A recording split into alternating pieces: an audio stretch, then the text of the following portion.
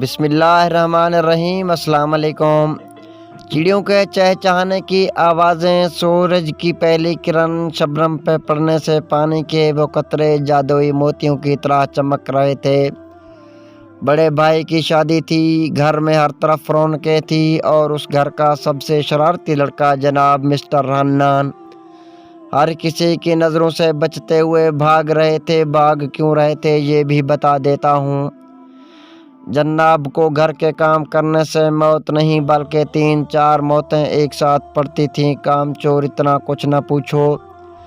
مہندی سے کچھ دن پہلے سب لوگ دلہن کے گھر گئے تھے کچھ رسم نبھانے، اور ساتھ حنان ساتھ بھی زبردستی عورتوں کے ساتھ چل دیے۔ حنان صاحب وہاں پہنچے تو دوڑتے ہوئے ہونے والی بھابھی صاحبہ کے پاس چلے گئے۔ بھابھی جان آپ تو بالکل پری لگ رہی ہیں، حنان نے مذاق میں کہا۔ بھابھی نے مسکرا کر کہا، ہاں اپنے دیور کی طرح۔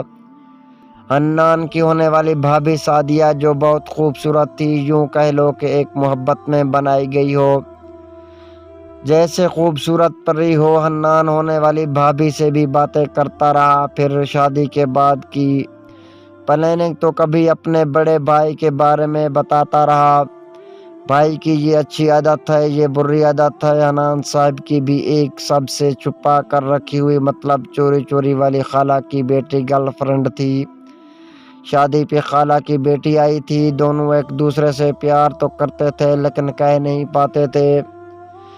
اشاروں میں بہت کچھ کہہ دیتے ایک دوسرے کو، لیکن جب بول کر کچھ کہنا پڑتا تو خاموش ہو جایا کرتے تھے۔ مہندی کی رات تھی، سب سج دھج کر مہندی کی تیاری کر رہے تھے۔ ہر طرف خوشیاں اپنی خوشبو بکھیر رہی تھی، ہر طرف سمندر کی خاموش لہروں میں ایک دلکش سی روانگی تھی۔ ادھر مہندی کی رسم نبھائی جا رہی تھی، دوسری طرف حنان صاحب نے اپنی ساری کی ساری ہمت کر کے خالہ کی بیٹی کا ہاتھ پکڑا اور کہنے لگا، افیا میرے ساتھ شادی کرو گی؟ لو جتنا کہنا تھا کہ سب کزنز جو کمرے میں چھپے بیٹھے تھے انہوں نے شور مچا دیا۔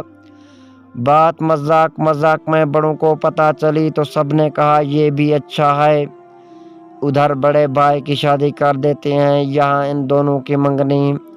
حنان بہت خوش تھا، اس کے دل کی دھڑکنیں مل گئی تھی۔ بارات کا دن تھا، سب بہت خوش تھے، رات دیر سے سونے کی وجہ سے سب تھوڑا سا لیٹ اٹھے تھے۔ ہر طرف گلاب سجائے گئے تھے، ہر چہرہ ستاروں سا چمک رہا تھا۔ بارات کا وقت ہوا لیکن دولہا کہیں مل نہیں رہا تھا۔ سب کال کر رہے تھے لیکن نمبر بھی بند آ رہا تھا، سب پریشان ہو گئے۔ بارات کا ٹائم ہو گیا لیکن دولہا کہاں ہے؟